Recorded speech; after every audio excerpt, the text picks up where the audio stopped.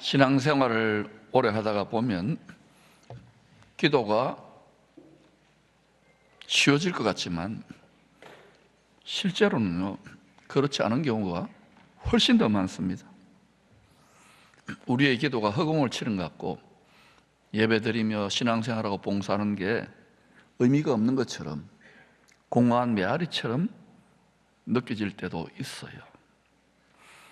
기도가, 예배드리는 것이, 심지어 봉사하는 것이, 사역이 그저 의무와 부담감, 습관적으로 타성해져서 한다는 느낌이 올 때도 있습니다. 사실 이런 한계를 정직하게 말한다면 목사님들이나 선교사님들이 훨씬 더 많이 느낄 겁니다. 그리고 교회에 열심히 있는 직분자들, 이런 분들이 더 많이 체험하곤 합니다. 믿음이 없다는 말입니까? 아유, 믿음이 왜 고모양이냐 이겁니까? 아닙니다. 신앙의 연륜만큼, 인생을 살아온 깊이와 무게만큼 그 짐과 무게가 쌓이고 있고 더해지고 있다는 증거입니다. 연세 많이 드신 은퇴하신 목사님들, 장로님, 권사님들 한번 보셔요. 여러분은 나는 더 잘하겠지, 크게 다를 거 없습니다. 그런데 여기에서 오늘 저는 이것을 그저 인생의 짐과 무게가 더 깊고 더 무거워졌다, 더 버겁다, 우리도 꼼짝없이 나이 들어가고 늙어간다 이렇게만 느끼지 말고요, 바울은 분명히 육체는 쇠약해져 가지만 속사람이 새롭다 그러잖아요.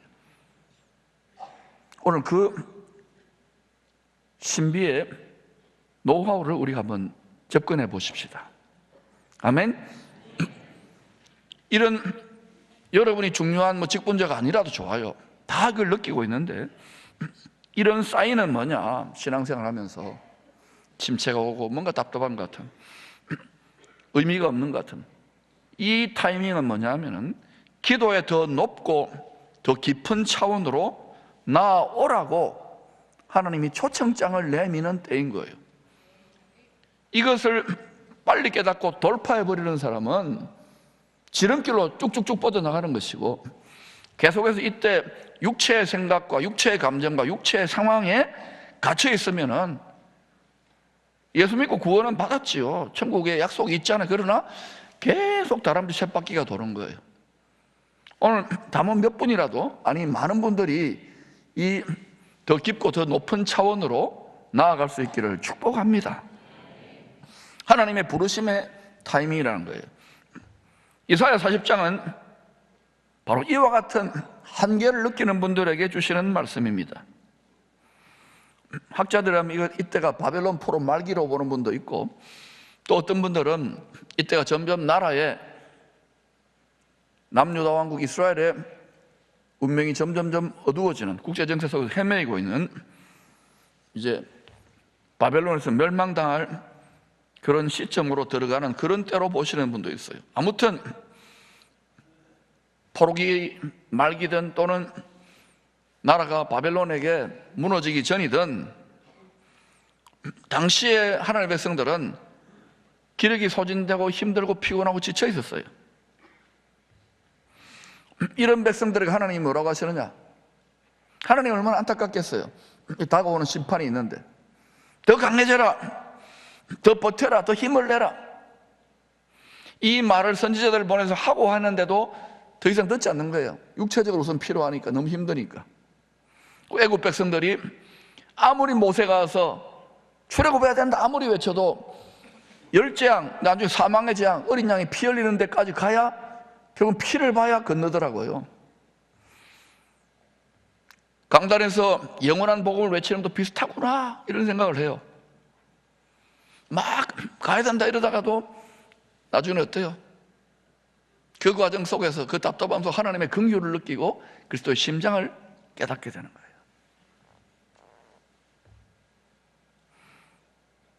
여러분의, 제가 연세 드신 분도 계시고 지치고 피곤하고 힘든데 기도하자, 생활 선교하자, 봉사하자, 24시간 기도하자, 해병대 가자, 전혀 와닿지 않은 분들도 많을 겁니다. 그런 분들은 제가 지금 더 해라, 더 열심히 해라, 더 많이 이 말이 절대 아닙니다. 하나님도 그렇게 말씀하지 않으셨어요. 오늘 하나님은 뭐라고 말씀하시는가? 40장 29절입니다. 피곤한 자에게 뭘 주셔요? 능력을 주십니다. 무능한 자에게 힘을 더하시나니.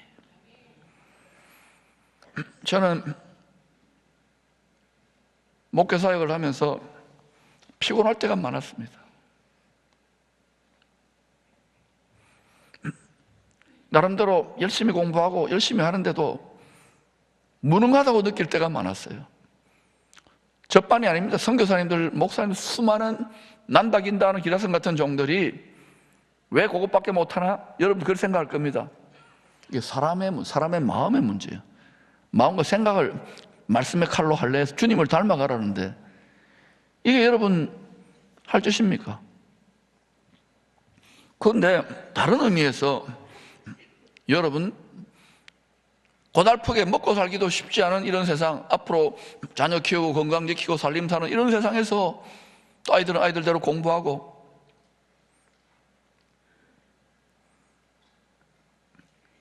피곤을 느낄 거예요. 여러분들 내가 참 무능하다는 걸 느낄 겁니다.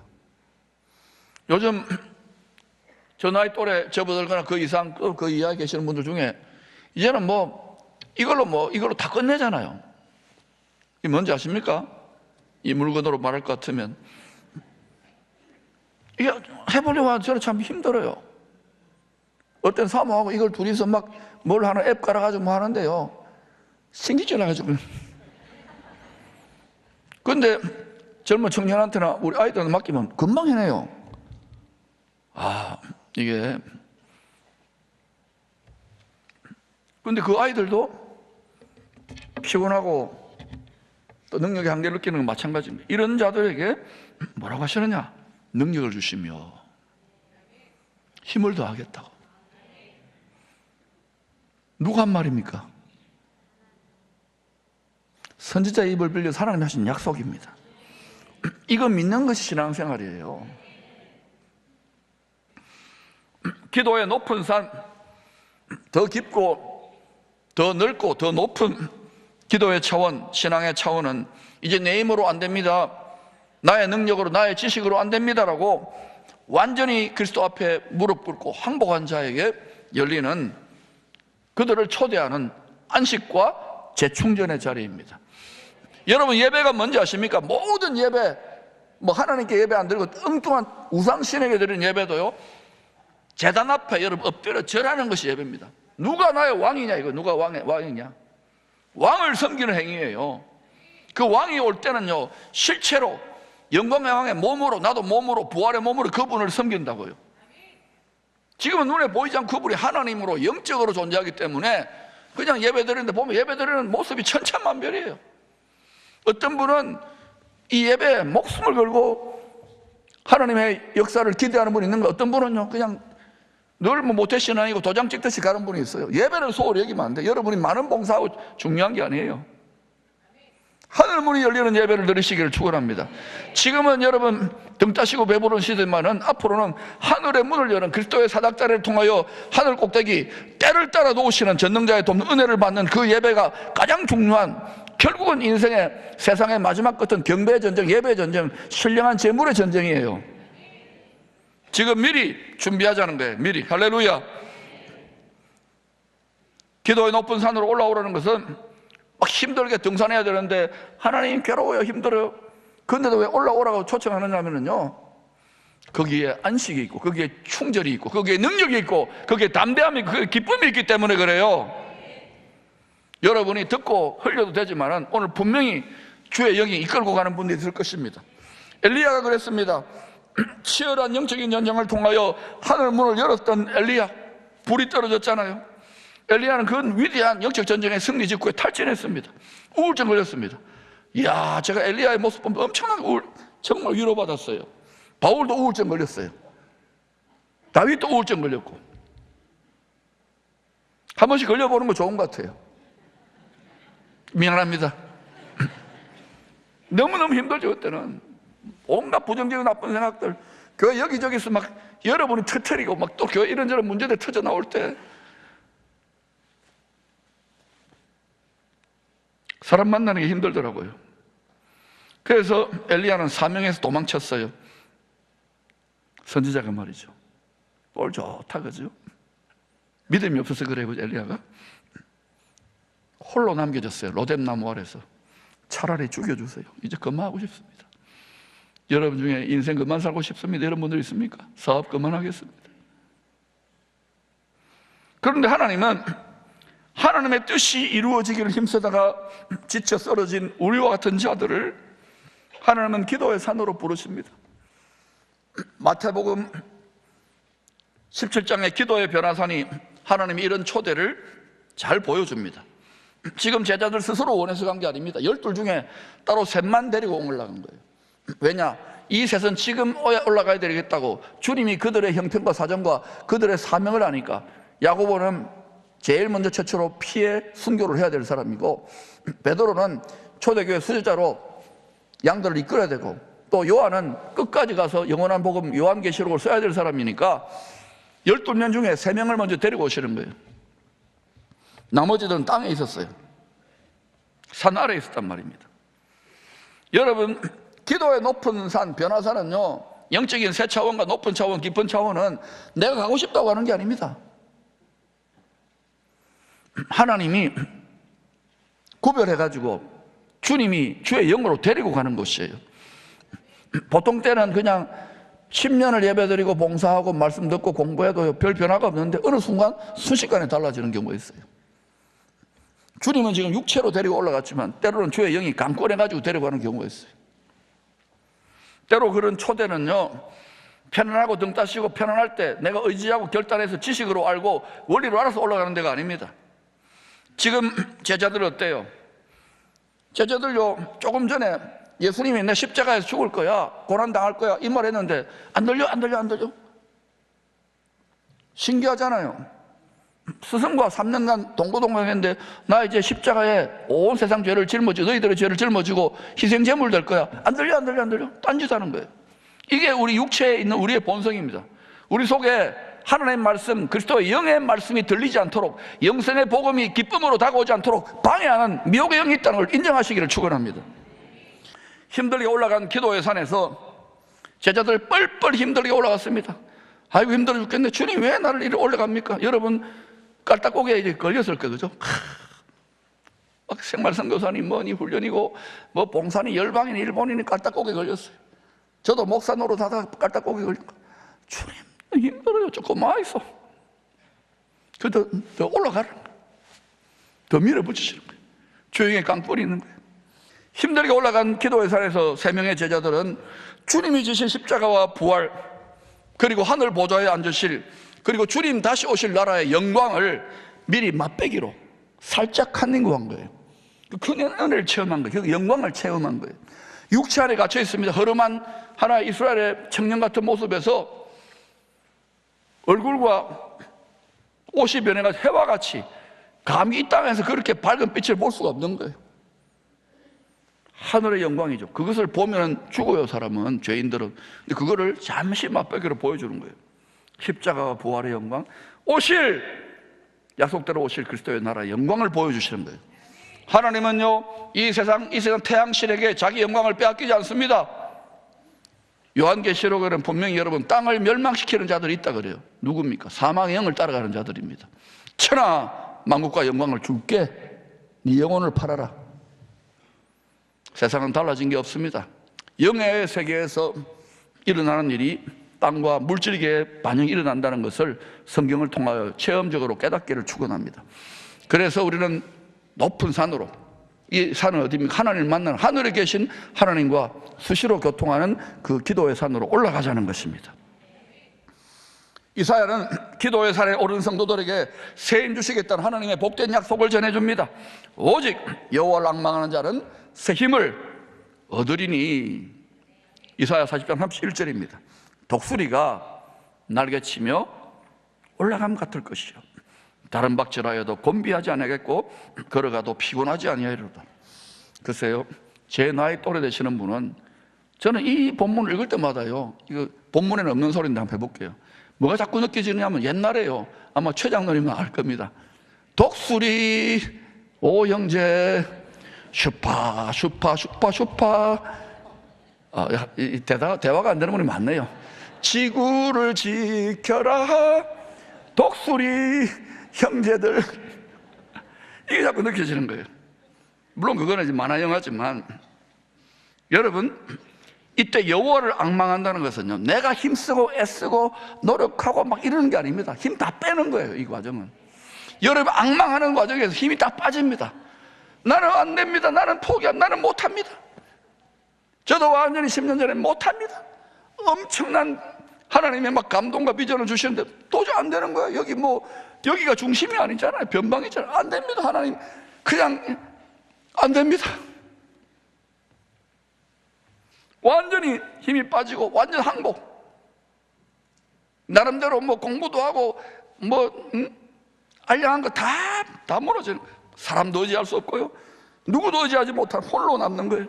마치 야복 강가의 야곱처럼 하나님만 붙잡고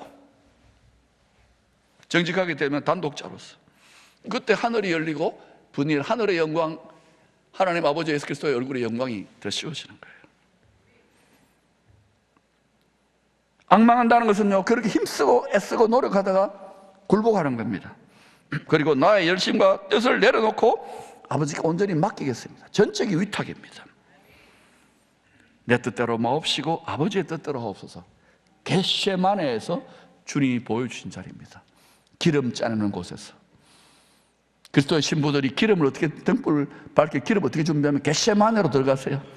자신의 성품에 맺힌 성령의 열매를 으깨어야 돼요. 빻아야 돼요. 아픕니다. 힘듭니다. 근데 그 과정을 통해서 주님을 닮은 신선한 기름이 부어진다는 것을 아시기 바랍니다. 성령의 기름 부으심입니다. 이때 이 자리에서 뭡니까? 앙망하는 자리의 끝에 죽이시든지 살리시든지 흥하든지 망하든지 아버지의 뜻대로 하옵소서.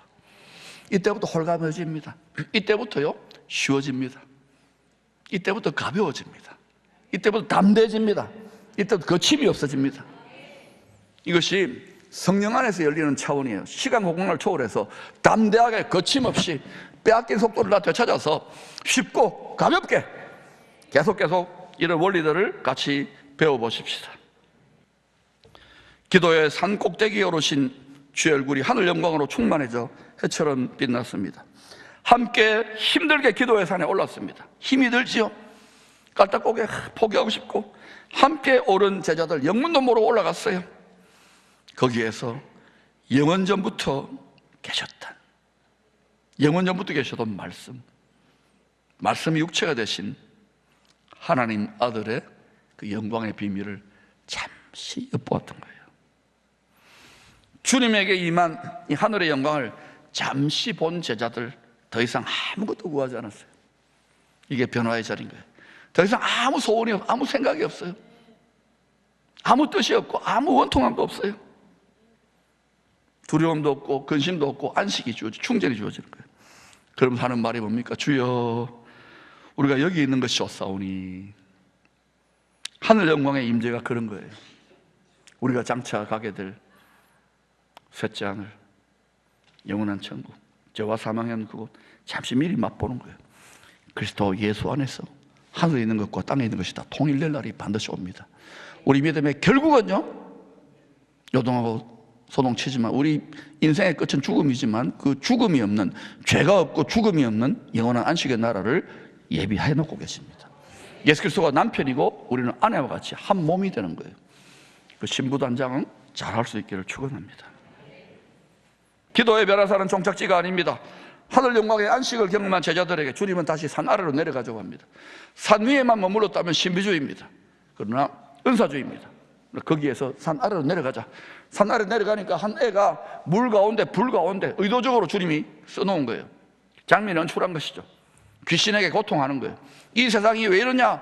공중에 거서 잡은 악한 영들, 귀신의 세력들이 사망으로 끌고 가는 거예요. 육체인 줄 알고 세상인 줄 알고. 그런 진통하고 그때 밑에 있는 제자들과 종교 지도자, 율법 지도자들, 사람들 다 속속 능력이 없는 거예요. 근데 딱 한 사람, 그 아이의 아버지만큼은 필사적으로 매달리는 거예요. 내 자식이니까. 영의 아버지들이 이 길을 여는 거예요. 필사적으로 하늘길을 열어야 된다고. 육적으로 반응하지 마시고 성령에 사로잡혀 높은 차원으로 올라가십시다. 야곱이 야복 강가에서 필사적으로 하나님의 사자를 붙잡고 안 됩니다, 안 됩니다. 야곱은 비밀을 알았던 거예요. 장자권을 취했으니까. 그리스도가 장자권을 취했잖아요. 여러분 지금 미리 질서 있게 부지런히 준비해야 될 때입니다. 이리저리 흔들리지 말고 동심하지 말고 영원한 복음 주 예수 그리스도의 길을 열어가시기를 축원합니다. 기도의 높은 산에 올라갔다가 문제 많은 이스라엘 제자들이 내려왔어요. 다른 게 달라진 게 아닙니다. 이들이 올라가서 황홀경을 경험하고 신비를 경험했다 그 자랑하는 게 아닙니다. 그런 간증들을 하지 마세요. 엄청난 능력과 치유와 권세가 임한 것도 아닙니다. 이들이 달라진 것은 뭐냐? 하늘에 계신 주님의 관점, 높은 곳에 날아오른 독수리의 관점으로 이 고달픈 세상, 생로병사의 세상의 문제를 바라보는 거예요.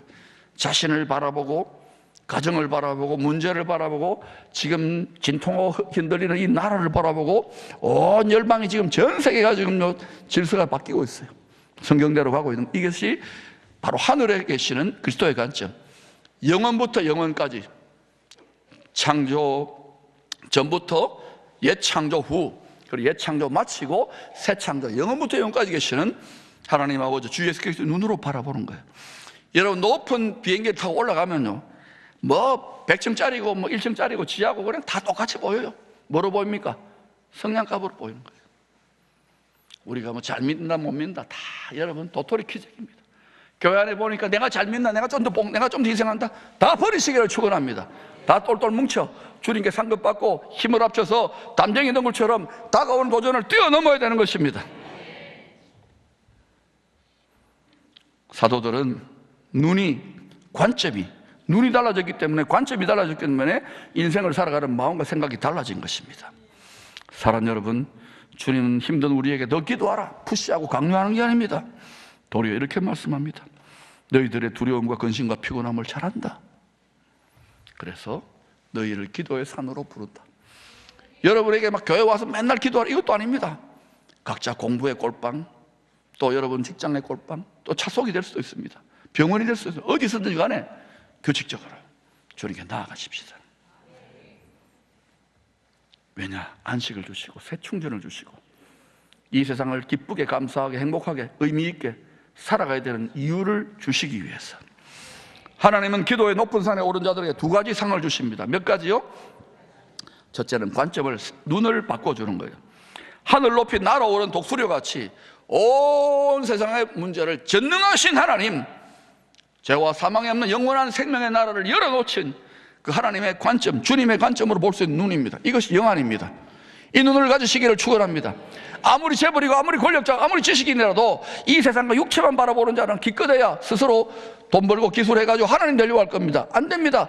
반드시 육이 무너지고 우리가 죽는 때가 옵니다. 한 번 죽는 하나님이 정하신 거예요. 거스를 수 없는 창조주의 법칙입니다. 죄 때문에 그런 거예요. 그러므로 날아오를 수 있기를 축원합니다. 이 독수리의 눈을 갖게 되면은요, 어떤 일을 하냐? 하나님의 영광이 더 크게 보입니다. 천국이 실감나고요, 하나님이 더 크게 보여요. 그 또 어떤 일을 하냐? 내가 겪고 있는 문제, 이 세상의 문제가 작게 보입니다. 마음과 생각에 담력이 생기는 거거든요. 그때부터 어때요? 다 힘들고 헤매이고 하는데 나는 갈 길을 밝게 알기 때문에 담대하게 거침없이 하늘에 속한 자로 쉽고 가볍게 주의 멍에를, 주의 짐을 지고 가는 거예요. 눈이 달라질지어다. 두 번째로 하나님의 뜻을 이룰 수 있도록 독수리가 날개치며 올라간 같은 성령의 권능, 요엘 선지자를 통해 약속하신 성령의 권능, 약속하신 새 힘을 옷 입혀주십니다. 우리 어른들이 이것을 먼저 입어서 아직은 어린아이고 철부지 우리 미래 세대들을 이것을 우리보다 더 잘 장착해서 열방을 축복하는 하나님 나라의 인물들을 길러낼 수 있기를 축복합니다.